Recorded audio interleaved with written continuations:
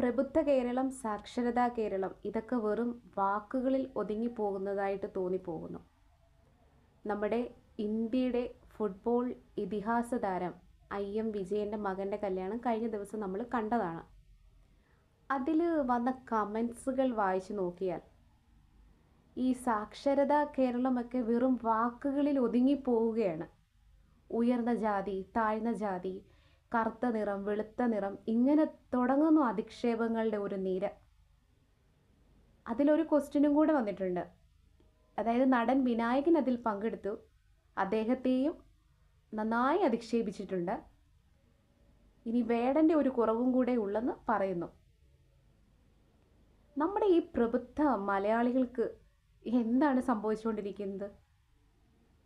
ഇവരിപ്പോഴും ഇരുട്ടിൽ തന്നെ തപ്പിത്തടയുകയാണ്. ഏത് യുഗത്തിലാണ് ഇവർ ജീവിക്കുന്നതെന്നറിയില്ല.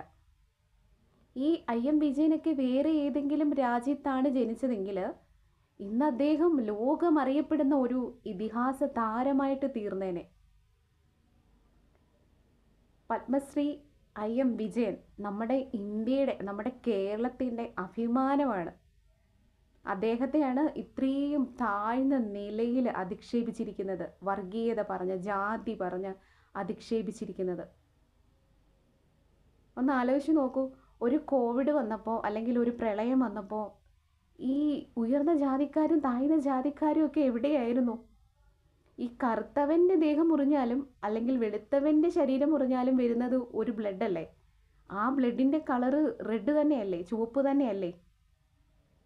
ലാസ്റ്റ് നമ്മൾ മരിച്ച് പ്രകൃതിയിലോട്ട് പോകുമ്പോൾ നമുക്ക് എല്ലാവർക്കും ഒരു ജാതിയല്ലേ ഉള്ളൂ, മനുഷ്യജാതി.